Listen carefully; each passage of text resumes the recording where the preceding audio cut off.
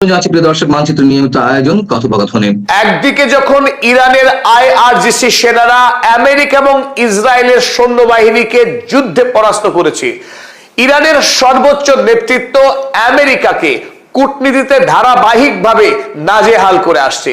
ওদিকে ইরানি বীর জনতা সেই 28শে ফেব্রুয়ারির পর থেকেই লাগাতার যখন আমেরিকা এবং ইসরায়েল ইরানের উপরে ধারাবাহিক বোমা বর্ষণ চালিয়ে আসছে, তখন থেকে শুরু করে প্রতি রাতে ইরানি লক্ষ লক্ষ জনতা ইরানের 31টি প্রভিন্সের গুরুত্বপূর্ণ সকল শহরে জমায়েত করে আসছিল।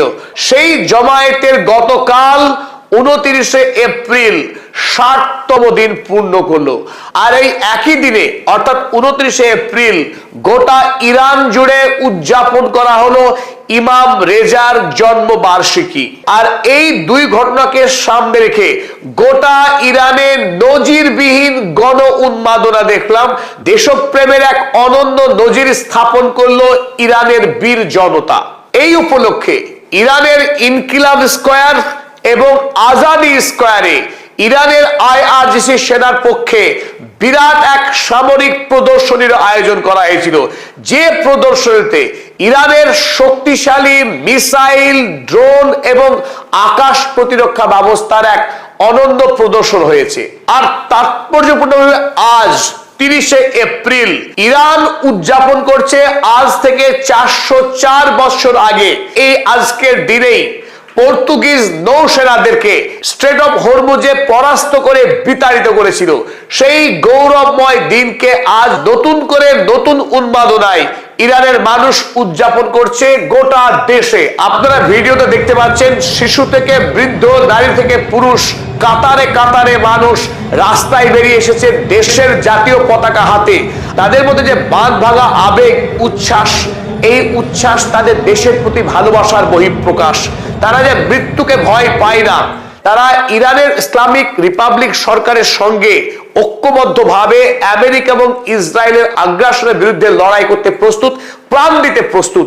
তার একাধিক ভিডিও রয়েছে, অসংখ্য ভিডিও রয়েছে, যে ভিডিওতে দেখা যাচ্ছে জনতা যখন মিছিল করছে তার পাশে এসে বোমা হামলা হচ্ছে, মানুষ তখন আল্লাহু আকবার, death to Israel, death to America বলে চিৎকার করে স্লোগান দিচ্ছে। মৃত্যুকে বিন্দুমাত্র তারা ভয় পায়নি, চোরের মতো পিছনে পালায়নি। ইরানের মানুষ বীরত্বের যে বিরল প্রদর্শন করেছে, এই মুহূর্তে গোটা পৃথিবীর প্রতিটি দেশ তন্ন তন্ন করে খুঁজেও দেশপ্রেমের এই নজির খুঁজে বার করা সত্যিই দুরূহ। তাই এই মুহূর্তে বিশ্ববাসী কুর্নিশ জানাচ্ছে ইরানি জনতাকে। পশ্চিমী দুনিয়ার সকল ন্যারেটিভকে মিথ্যা প্রমাণ করে ইরানের 9 কোটি জনগণ দেখিয়ে দিয়েছে তারা ইসলামিক রিপাবলিক অফ ইরান সরকারের সঙ্গে কিভাবে ঐক্যবদ্ধভাবে দাঁড়িয়ে আছে। প্রতি রাতে দেশের পতাকা হাতে তারা মিছিল করেছেন নির্ভীকভাবে, যে মিছিলে নারী, পুরুষ, শিশু সহ প্রত্যেকে কাতারে কাতারে যোগদান করে death to America, death to Israel এবং আল্লাহু আকবার এই স্লোগানে গোটা ইরানকে মুখরিত রেখেছিল গত 60 দিন ধরে।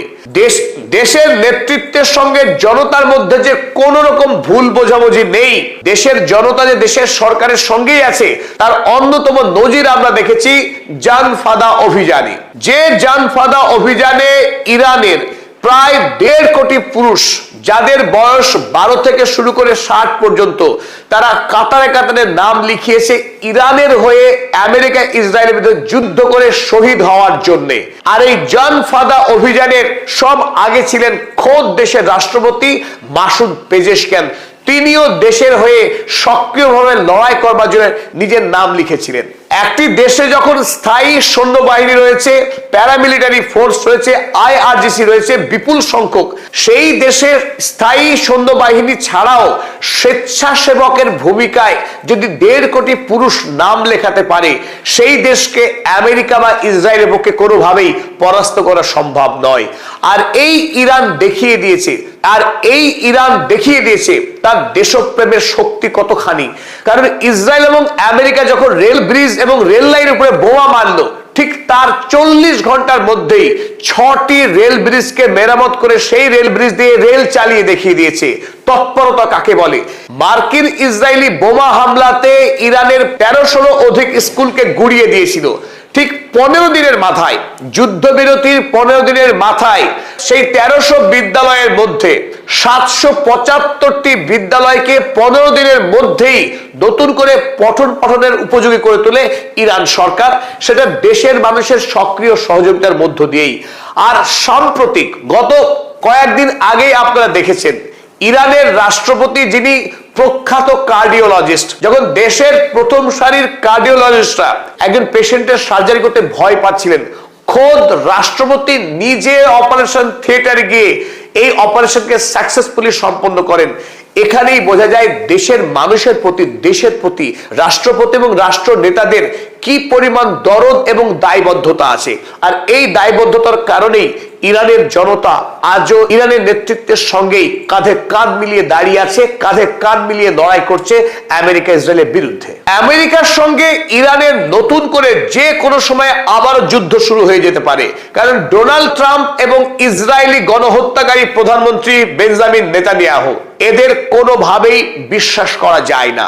তাই ইরান সম্ভাব্য যুদ্ধের সমস্ত রকম প্রস্তুতি নিয়েই চলেছে। আর গতকাল 29 এপ্রিল যখন ইরানের জনতা আত্মোৎসর্গের দিবস উদযাপন করছে, ডে অফ স্যাক্রিফাইস উদযাপন করছে ইমাম রেজার জন্মদিন উপলক্ষে, সেই দিন ইরানের আইআরজিসি ইরানের কাছে থাকা যে সমস্ত সামরিক অস্ত্র তার একটি প্রদর্শন করেছে তেহরান শহরে, ইনকলাব এবং আজাদি স্কয়ারে। তার অন্যতম কিছু ড্রোন, মিসাইল এবং এয়ার ডিফেন্স সিস্টেমকে চলুন আমরা দেখে নিই, যাদেরকে গতকাল প্রদর্শন করা হয়েছে। আর এই অস্ত্র প্রদর্শনের মধ্য দিয়ে ইরান গোটা বিশ্বকে বার্তা দিতে চেয়েছে তারা আমেরিকা ইসরায়েলের হুমকিতে বিন্দু মাত্র ভয় করে না, বরং যুদ্ধের জন্য ইরানও প্রস্তুত রয়েছে, মুখিয়ে রয়েছে। প্রথমেই আপনাদের দেখাবো বাভার 373। আমেরিকার সঙ্গে যুদ্ধবিরতি হওয়ার কয়েকদিন আগেই শেষবার যখন আমেরিকার সৈন্যরা ইরান থেকে এনরিচড ইউরেনিয়াম চুরি করার লক্ষ্য নিয়ে ইস্পাহানে হামলা চালিয়েছিল, প্রথমবারের মতো ইরান ব্যবহার করেছিল এই বাভার 373 এয়ার ডিফেন্স সিস্টেম, আকাশ প্রতিরক্ষা ব্যবস্থা। এতদিন পর্যন্ত ইরান যে জায়গাটায় দুর্বল ছিল, সেই দুর্বলতার জায়গাটাকে কাটিয়ে ইরান নতুন করে সৈয়দ 4 মিসাইল ব্যবহার করে আমেরিকার একাধিক ফাইটার জেটকে ধ্বংস করে দেখিয়ে দিয়েছে যে ইরান আকাশ প্রতিরক্ষা ব্যবস্থাতেও এই মুহূর্তে অনেক বেশি শক্তিশালী। গতকাল আমরা দেখলাম যে ইরান জাতির উদ্দেশ্যে, দেশবাসীর উদ্দেশ্যে এই বাভার 373 কে উন্মুক্ত করেছিল, দেশবাসী যাতে দেখতে পারে তাদের আকাশ প্রতিরক্ষা ব্যবস্থার আসল চেহারা। আর বাভারের পাশাপাশি আরো 3 ধরনের এয়ার ডিফেন্স সিস্টেমকে কালকে প্রদর্শন করা হয়েছিল আইআরজিসির পক্ষে। তারা হলো খোরদান 15, মার্শাদ 16 এবং জুবিন AD-08। এই 3 ধরনের মাঝারি মানের আকাশ প্রতিরক্ষা ব্যবস্থাকেও সামিল করা হয়েছিল। আর চলুন আমরা এবার দেখে নিই মিসাইল। ইরানের এখনো পর্যন্ত সবচাইতে শক্তিশালী কিছু মিসাইলের মধ্যে অন্যতম হলো খোররাম শাহের 4 মিসাইল। আপনারা দেখেছেন একাধিকবার আমাদের ভিডিওতে খোররাম শাহের 4 মিসাইল, আমরা ডেডিকেটেড ভিডিও বানিয়েছিলাম এই মিসাইলের উপরে। আমরা দেখেছি কালকে ফাতা 1 মিসাইলকে প্রদর্শন করতে, অস্বাভাবিক গতি সম্পন্ন এই ফাতা 1 মিসাইল, যে মিসাইলের গতি শব্দের গতির থেকে 14 থেকে 15 গুণ, সেই ফাতা 1 এবং খোররাম শাহের মিসাইল। আর এছাড়া জিহাদ মিসাইল কালকে প্রথমবারের মতো প্রদর্শন করা হয়েছে। জিহাদ মিসাইল আমেরিকা ওমান উপসাগরে ইরানকে নৌ অবরোধ করবার পর ইরানে কয়েকদিনের মধ্যে যখন আমেরিকা ইরানকে অবরুদ্ধ করে রেখেছে, সেই অবস্থায় এই জিহাদ মিসাইল বানিয়ে দেখালো ইরানের ক্ষমতা, যে ইরান বিশ্বের কোন দেশের উপর নির্ভরশীল নয় মিসাইল তৈরি করার বিষয়ে। তারা অনায়াসে দেশের সামগ্রী ব্যবহার করে বিশ্বমানের, বিশ্বের অন্যতম শ্রেষ্ঠ মিসাইল তারা বানাতে পারে। তাই কাল প্রথমবারের মতো দেখানো হচ্ছে জিহাদ মিসাইল, দেখানো হচ্ছে গাদার মিসাইল, হাজ কাশেম মিসাইল। হাজ কাশেম এবং গাদার এই দুটো মিসাইল ইসরায়েলের উপরে হামলা চালিয়ে ব্যাপক ক্ষয়ক্ষতি করেছে ইরান। আমরা দেখেছি খাইবার শেকান মিসাইল, অসম্ভব গতি সম্পন্ন শক্তিশালী মিসাইল খাইবার শেকান, শেরজিল মিসাইল এবং ইমাদ। খাইবার, শেরজিল এবং ইমাদ এই 3টে মিসাইলেরও ব্যাপক ব্যবহার করা হয়েছিল ইসরায়েলের বিরুদ্ধে এই যুদ্ধে। কয়েকদিন আগেই আমরা আপনাদের উদ্দেশ্যে ইরানের সাম্প্রতিক সময়ে উন্নত করা একটি ড্রোন শাহিদ 149 গাজা ড্রোন, যে ড্রোন 350 কিলোমিটার গতিতে 35 ঘন্টা পর্যন্ত আকাশে ভাসমান থাকতে পারে এবং বহন করতে পারে 13টি স্বয়ংক্রিয় বোমা, এবং এই বোমাগুলিও তারা নির্দিষ্ট টার্গেটে গিয়ে প্রিসাইজ আক্রমণ করার ক্ষমতা রাখে। ফলে এই ড্রোন ইরান থেকে সোজা আমেরিকা পর্যন্ত পাড়ি দেওয়ার ক্ষমতা রাখে। 12,000 কিলোমিটার পথ পাড়ি দিতে পারে এই গাজা ড্রোন। সেই ড্রোনকেও গতকালকে প্রদর্শন করা হয়েছে। কাল আরো প্রদর্শন করা হয়েছে মহাজের 6 ড্রোন। এটি সার্ভেইলেন্স ড্রোন। যেহেতু ইরান পৃথিবীর মধ্যে ড্রোন টেকনোলজিতে সব থেকে উন্নত রাষ্ট্র, স্বাভাবিকভাবে একাধিক প্রকারের ড্রোন কালকে এই প্রদর্শনীর অংশ ছিল, যেমন শাহিদ 136, শাহিদ 136B, শাহিদ 107, আবাবিল 3 ইত্যাদি ইত্যাদি, যার মধ্যে অন্যতম ছিল আরাশ 2, আবাবিল 3 এবং কামান 22 ইত্যাদি। ইরানের উদ্দেশ্যে ডোনাল্ড ট্রাম্পের দেওয়া একাধিক হুমকি, ইরানের সভ্যতাকে গুড়িয়ে দেওয়া, ইরানকে প্রস্তর যুগে ফিরিয়ে দেওয়া, এসবে ইরানের মানুষ বিন্দুমাত্র বিচলিত নয়, আতঙ্কিত নয়। তারা বরং ঐক্যবদ্ধভাবে সরকারের সঙ্গে আমেরিকা এবং ইসরায়েলের বিরুদ্ধে লড়াই করতে প্রস্তুত রয়েছে এবং নিজেদের মধ্যে প্রতিদিন আত্মবিশ্বাসকে আরো বেশি বাড়িয়ে তোলার জন্য রাস্তায় নেমে ধারাবাহিকভাবে 60 দিন ধরে যেভাবে তারা প্রতিবাদ করেছে, সেই প্রতিবাদ পৃথিবীর ইতিহাসের নজিরবিহীন। ইরানি সরকার এবং বীর ইরানি জনতা যে কোনো পরিস্থিতিকে মোকাবেলা করার জন্য প্রস্তুত রয়েছে। মৃত্যুকে তারা ভয় পায় না, বরং তারা বীরের মতো লড়াই করবার জন্য প্রস্তুত হয়ে রয়েছে।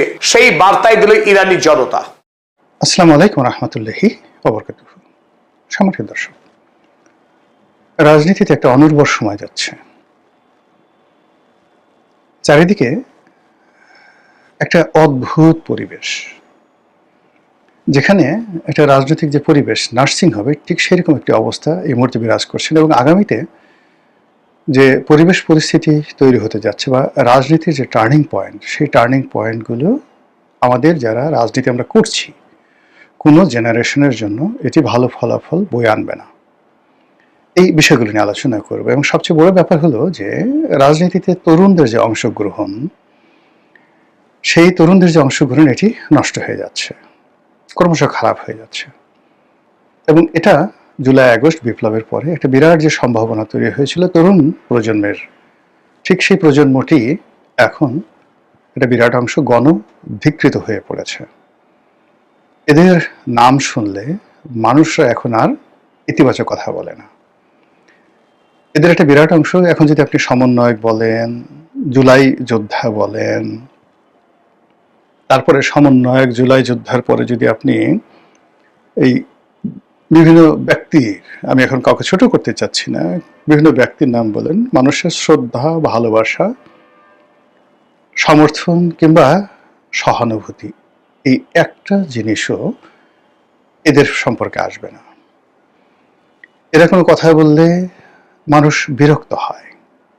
এদের কোনো রেফারেন্স যদি দেওয়া হয় তাহলে মানুষ মুখ ফিরিয়ে নেয়। এবং এদের কোনো প্রসঙ্গ আসলে বলা হয় যে ওরা যারা সিনিয়র দুর্নীতিবাজ তাদের চেয়েও খারাপ। তো এই কারণে কি হলো যে তরুণদের মধ্য থেকে আগামীতে জনসমর্থন পাবে, তরুণদের ডাকে লোকজন সাড়া দেবে, এই কাজগুলো আগামী বহুদিন ধরে হবে না। তখনই হবে নতুন একটা তরুণ শ্রেণী আসবে, আর যারা ক্ষমতায় থাকবে তারা শেখ হাসিনা বা ডক্টর মোহাম্মদ ইউনূস এদের চাইতেও খারাপ হয়ে পড়বে। মানুষ যখন হাহাকার করতে থাকবে তখন তরুণদের মধ্যে থেকে আবার যখন কেউ আসবে, জাগো বাহে কণ্ঠে সবাই, তখন এই প্রজন্মকে ভুলে গিয়ে মানুষ সেই 52 সালাম রফিক বরকতের কথা চিন্তা করবে। তারা ৬২ আন্দোলন, ৬৯ গণ অভ্যুত্থানে তোফায়েল আহমেদের কথা মনে পড়বে। তারা এরশাদ জামানাতে ঢাকা বিশ্ববিদ্যালয়ের সর্বদলীয় ছাত্র ঐক্যের নেতাদের কথা মনে করবে। কিন্তু এই যে সাম্প্রতিক সময় লেটেস্ট যে গ্রুপটি, যাদের নেতৃত্বে শেখ হাসিনার বিরুদ্ধে বিপ্লব হয়েছে, এদের কারো কথা ইতিহাসে লিখিত থাকবে না। কারণটা কি? কারণটা হলো ৬৯ গণ অভ্যুত্থানে যারা নেতা ছিলেন তারা পরবর্তীকালে জাসদের মাধ্যমে, ছাত্রলীগের মাধ্যমে, আওয়ামী লীগের মাধ্যমে সামহাও এখনো পর্যন্ত রাজনীতিতে টিকে আছেন, সাস্টেইন করছেন, এবং তাদের একটা গ্রেট ভিক্টোরি আছে। এবং এই যে বর্তমান প্রজন্ম যাদের বিরুদ্ধে দুর্নীতি অনিয়মের অভিযোগ আছে, এটা ওই জমানাতে হয়তো তাদের দুর্নীতি ছিল, কিন্তু ওই জমানাতে সেটা প্রকাশিত হয়নি।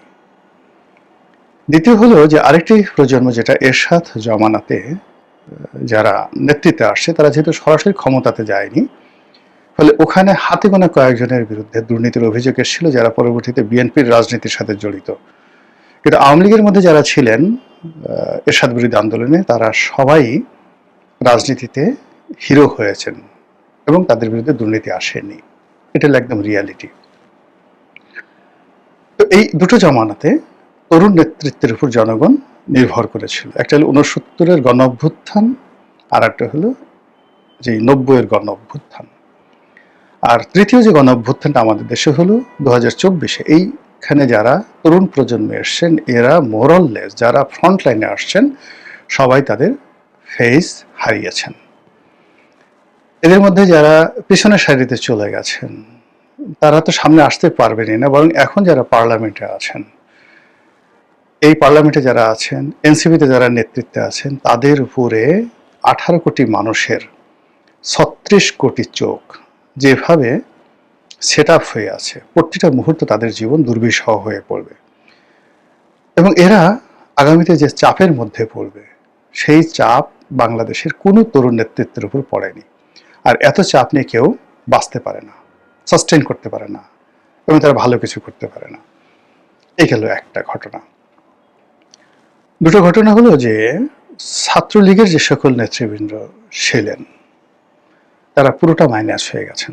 এখানে আপনি ছাত্রলীগের পরপর 3টি কমিটি, শেখ হাসিনার পতনের যে প্রথম, তার আগের পরপর 3টা জেনারেশন যারা ছাত্রলীগের নেতৃত্ব দিত, আওয়ামী লীগের নেতৃত্ব দিত ভবিষ্যতে, এই পুরো 3টি নেতৃত্ব ভ্যানিশ হয়ে গেছে। আর এখন যে অবস্থা হয়ে গেছে, এখানে আগামী 5-10 বছরের মধ্যে ছাত্রলীগের নেতৃত্ব দাঁড়াবে, মিছিল করবে, মিটিং করবে নতুন একজন, যাকে বলে তোফায়েল আহমেদ তৈরি হবে, আমির হোসেন আমও তৈরি হবে, সুরঞ্জিত সেনগুপ্ত তৈরি হবে। এটা কল্পনার জগতে থাকুক, কিন্তু ছাত্রলীগের যেটা রেডিমেড, ধরুন আমাদের জমানা পর্যন্ত ধরেন ইকবালুর রহিম আছে, এনামুল হক শামীম আছে, বা সুলতান মাহমুদ মনসুর, তারা তো চলে গেছে। সিনিয়র যারা আছে, আমাদের লেভেলে যারা ছিলেন, তারা এখন রাজনীতি থেকে তারা বৃদ্ধ হয়ে গেছে, এদের সবার বয়স এখন 60 বছর। এরপরের যে প্রজন্ম যেটা আছে, ধরেন রাব্বানি থেকে, ডাকসুর যে জিএস হয়েছিল নুরুর সাথে, রাব্বানি থেকে আপনি পরবর্তীতে যারা যারা আসছে ছাত্রলীগের নেতৃত্বে, এরা সবাই যাকে বলা হয় এখন প্রবাসে আছে, এবং এরা ছাত্রলীগের নতুন নেতৃত্বে আসা তাদের জন্য দুরূহ ব্যাপার। আর এর আগে যারা ছিল, নাজমুল ছিল, রোটন ছিল, রিপন ছিল, মানে এরাও এখন বৃদ্ধ হয়ে গেছে। মোরাললেস যে কোনো কারণে হোক, তারা ফ্রাস্ট্রেটেড। রিপন যেমন এমপি হয়েছে, রোটন ওরা ব্যবসা বাণিজ্য করে যাকে বলা হয় তারা টার্গেটেড হয়ে গেছে। আর ওই যে আমাদের সাথে যারা ছিল, লিয়াকত শিকদার ছিল, নজরুল ইসলাম বাবু ছিল, আমরা সবাই বৃদ্ধ হয়ে গেছি। ফলে ছাত্রলীগ থেকে নতুন নেতৃত্ব কারা আসবে, কিভাবে আসবে, ইভেন উই ডোন্ট নো, আমরা জানি না। তো গেল ছাত্রলীগ। আচ্ছা, ছাত্র দলের যে গত 17 বছরে যেহেতু আওয়ামী লীগ ক্ষমতা ছিল, তারা ছাত্র দলের কোনো নেতৃত্ব দাঁড়া করতে দেয়নি। ফলে সর্বশেষ এখন তারা ছাত্রলীগের যে ছাত্র দলের যে সভাপতি রাকিব বা অন্যান্য যারা আছে, এরা এই ক্ষমতায় আসার পরে তারা বুঝতে পারছে না যে তাদের কি করা উচিত। তাদেরকে তারেক রহমান সাহেবের গাড়ির পেছনে দৌড়ানো উচিত, তাদেরকে চেয়ারের নিচে বসে থাকা উচিত, বা তারেক রহমান সাহেব যে মঞ্চে বসে আছেন সেই মঞ্চের নিচে তাদের মানে যাকে বলা হয় দাঁড়িয়ে স্লোগান দেওয়া উচিত, নাকি দলকে সুসংগঠিত করা উচিত। তারা এটা বুঝে না। তারা এখনো বুঝতেছে না যে তারা কি শিবিরের সাথে মানে প্রতিযোগিতা করবে, থানায় গিয়ে কর্মীদেরকে ছাড়িয়ে নিয়ে আসবে, নাকি নিজেরা গিয়ে আবার আওয়ামী লীগ জমানার মতো মার খাবে। তারা এইভাবে বুঝতে পারছেন, এবং একই অবস্থা শিবিরের। আর এনসিপির কথা তো বললামই। ফলে এই যে একটা ব্যারেন টাইম, এই ব্যারেন টাইমে তরুণদের কোনো নেতৃত্ব তৈরি হচ্ছে না। অধিকান্ত আপনি এখন রাজনীতির একটা যাকে বলা হয় সাধারণ মানে অলৌকিক যদি কোনো কিছু না ঘটে, মিরাকেল যদি কোনো কিছু না ঘটে, তাহলে যেটা হবে সেটা হলো যে এখন ছাত্রলীগের, যুবলীগের, যুব দলের, ছাত্র দলের কিংবা অন্য যে কোনো ছাত্র সংগঠনের তাদের এই বর্তমান ক্ষমতার প্রেক্ষাপটে কাজ করার কোনো রকম সুযোগ নেই। ক্যাম্পাসগুলোতে সরকার বিরোধী মিছিল হবে, মিটিং হবে, এটা এই মুহূর্তে কল্পনাই করা যায় না।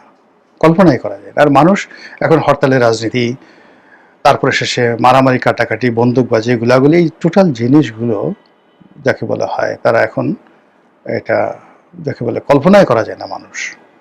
আবার ছাত্র শিবির যেভাবে গুপ্ত রাজনীতি করেছে, ক্যাম্পাস কেন্দ্রিক রাজনীতি করছে, ওটাও এই বর্তমান জমানাতে কেমন যেন একটা কমপ্লেক্সের মধ্যে চলে গেছে। দ্বিতীয়ত হলো যে এখনকার যে রাজনীতির এটা 90% নির্ভর করছে অর্থনৈতিক সফলতার উপর, জাস্ট লাইক আমেরিকা, ইউরোপ। একটা সরকার